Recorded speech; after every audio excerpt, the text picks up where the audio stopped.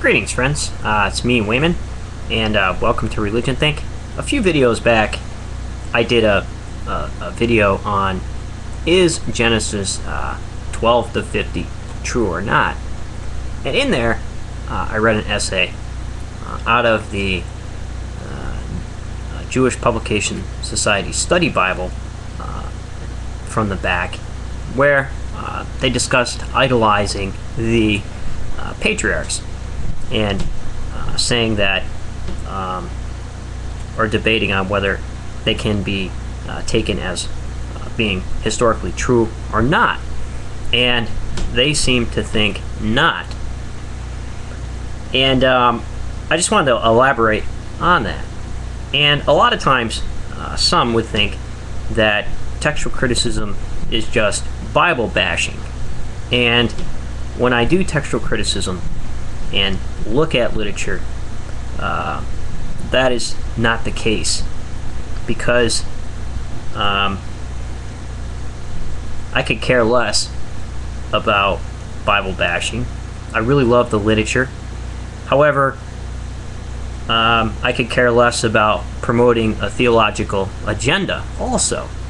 So I hear a lot of theories, I read a lot of theories, and I hear a lot of theories from theological belief systems.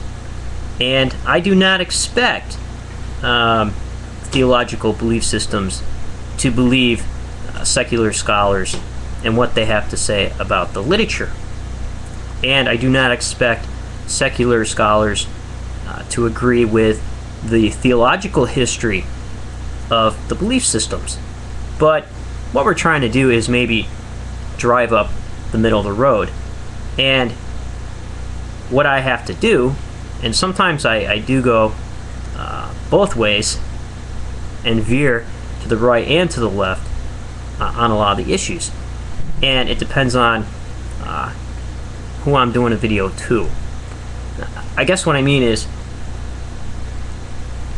a lot of times I like to put a question mark in people's minds and get them to think about maybe the opposite of what they're thinking, just so they think about it.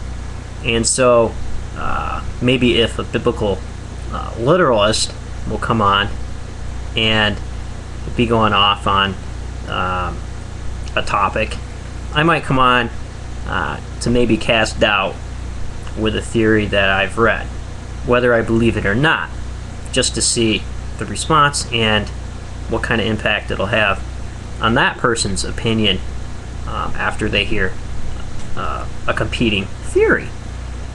On the other hand,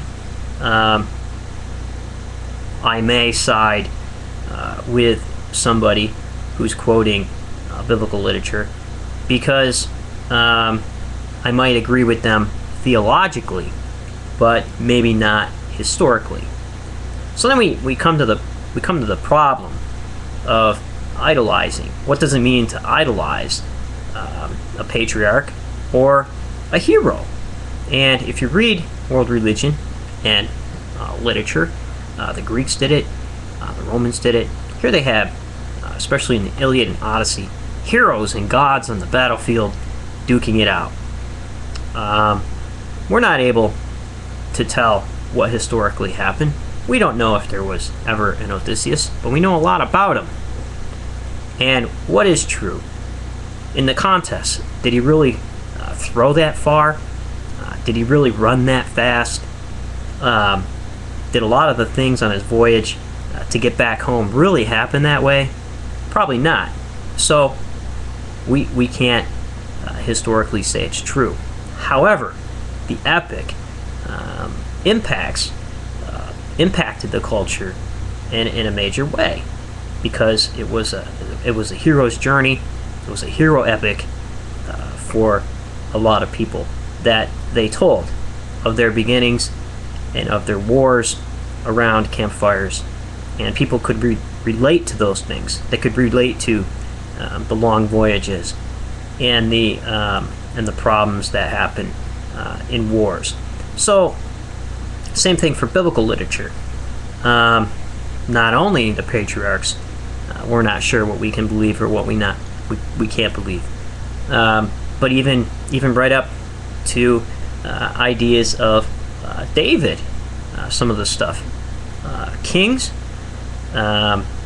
tends to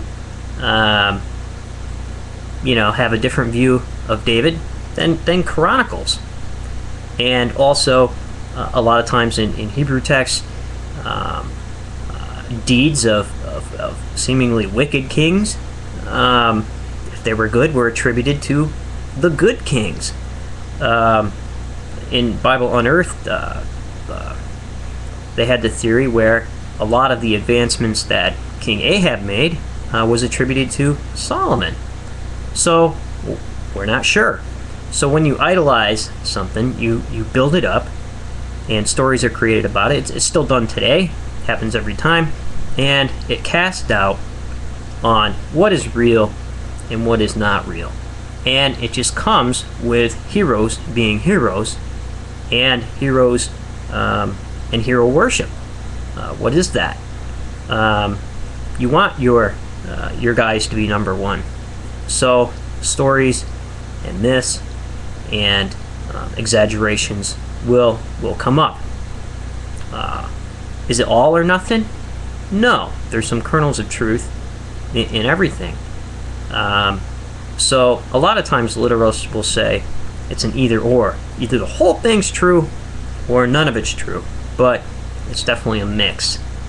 And I try to walk that as well as I can. And sometimes I tend to fail in that aspect. And sometimes I do realize scholars like to have it both ways. However, we need to define what both ways is.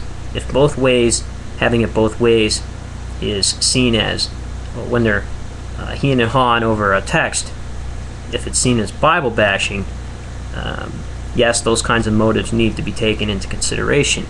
But just to retaliate against textual criticism and calling it Bible bashing is far from the truth every time also. So take care, friends, and remember, if everybody's thinking alike, then somebody isn't thinking.